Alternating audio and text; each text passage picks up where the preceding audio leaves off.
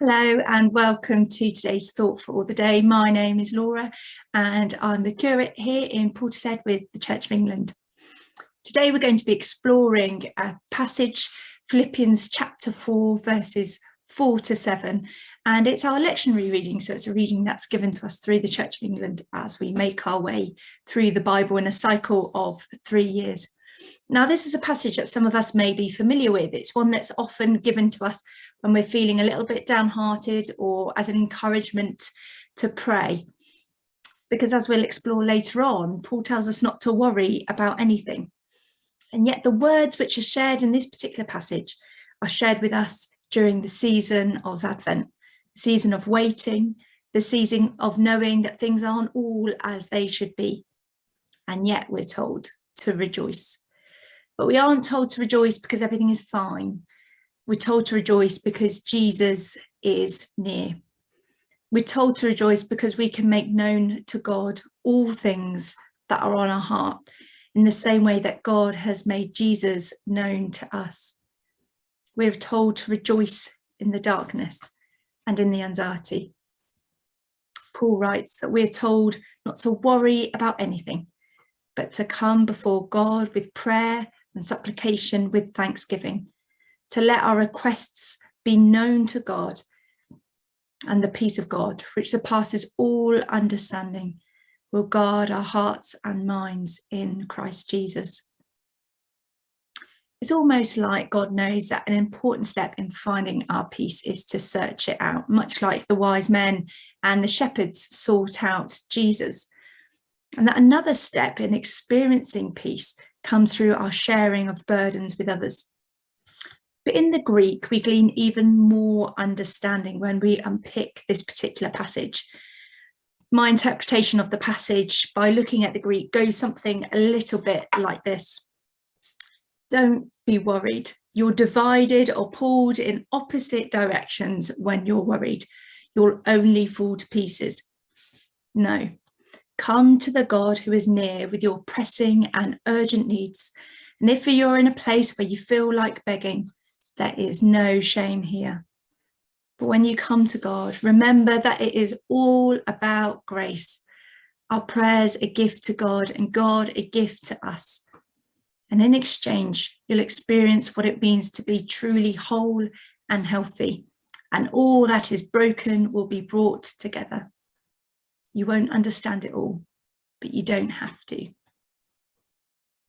Now, for a Greek, or perhaps for us, what Paul's saying feels slightly ironic. He's saying for us to make known to God what God already knows, and in return, he'll give us something beyond our knowing. Now, there's a bit of a riddle for you. But the next line reminds us or tells us that this is because this peace which is given to us won't just affect our minds. Because the absence of peace doesn't just mean anxious thoughts. We're torn, divided, and pulled apart. Instead, we're told that this peace also affects our hearts. Now, in the Jewish tradition, where Paul is from, the heart is the centre of everything and encompasses all things. It is whole and it is complete. And our body, our heart is the location of our will, our character, our bodies, our desires, our thoughts.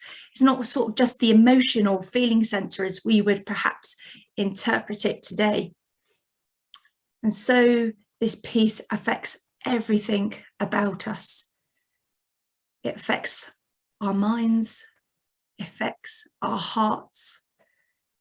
But this peace also goes beyond us, beyond what we could know, beyond what we could desire or be. It affects everything. And this peace is gutsy. This peace is not whimsical or floaty as we often imagine peace to be. We're told that it keeps guard of ourselves and everything around us. Now, the Greek describes this guarding of our hearts and minds literally as a sentinel or a soldier ready to do anything that's needed in order to protect and to serve. And so we come back to the idea of rejoicing. Rejoice not because we can in our own strength, not because life is good, but because when we come to God in our lowest moments, in the moments where we even feel like begging, in the darkness for something to change, God hears us and exchanges our cries and our fighting for a peace which fights on our behalf. A peace which is found in its entirety in Jesus. A peace which is gutsy. A peace which risks itself for us. A peace which is willing to be born in a stable in the midst of a massacre. A peace which we cannot fully understand. And yet a peace which we're told we might experience with our whole selves. And this peace is gift. It is pure grace to us. I want to end by reflecting upon a piece of music. It's a carol, O Come, Emmanuel, and I'm sure you'll be familiar with it. But throughout this carol, the words speak of exile, captivity, Satan's tyranny, depths of hell, gloomy clouds, unsafe places, and paths of misery. The carol itself is even written in a minor key, as if the notes themselves could not escape the reality of the world it was written in. And yet at the end of each verse, we are told to rejoice in the midst of it all.